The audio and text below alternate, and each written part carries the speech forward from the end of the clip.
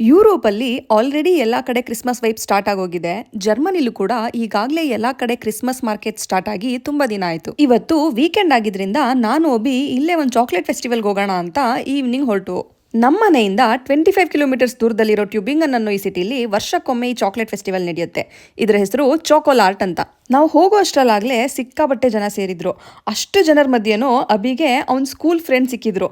20 ವರ್ಷ ಆದಮೇಲೆ ಅವರು ಜರ್ಮನಿಲಿ ಸಿಗ್ತಾರೆ ಅಂತ ಅಬಿ ಕನ್ಸಲ್ಲೂ ಅನ್ಕೊಂಡಿರ್ಲಿಲ್ಲ ಅನ್ಸುತ್ತೆ. ಅವ್ರಾಗ್ಲೇ ಮನೆಗೆ ಹೊರಟಿದ್ರು. ಅವ್ರನ್ನ ಮಾತಾಡಿಸ್ಕೊಂಡು ಅವ್ರಿಗೆ ಬಾಯ್ ಹೇಳಿ ನಾವು ಮಾರ್ಕೆಟ್ ಕಡೆ ಹೊರಟ್ವು. ಈ ಫೆಸ್ಟಿವಲ್ಗೋಸ್ಕರನೇ ಇಡೀ ಸಿಟಿನ ಲೈಟ್ಸ್ ಅಲ್ಲಿ ಡೆಕೋರೇಟ್ ಮಾಡಿದ್ರು.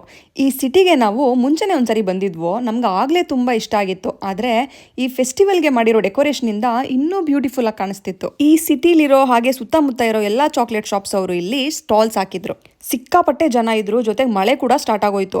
ಹಾಗಿದ್ರೂ ಕೂಡ ನಾವು ಎಲ್ಲಾ ಸ್ಟಾಲ್ಸ್ನು ಎಕ್ಸ್ಪ್ಲೋರ್ ಮಾಡಿ ಫೇಮಸ್ ಸ್ಟಾಲ್ಸ್ ಇಂದ ಚಾಕ್ಲೇಟ್ಸ್, ಬ್ರೌನಿ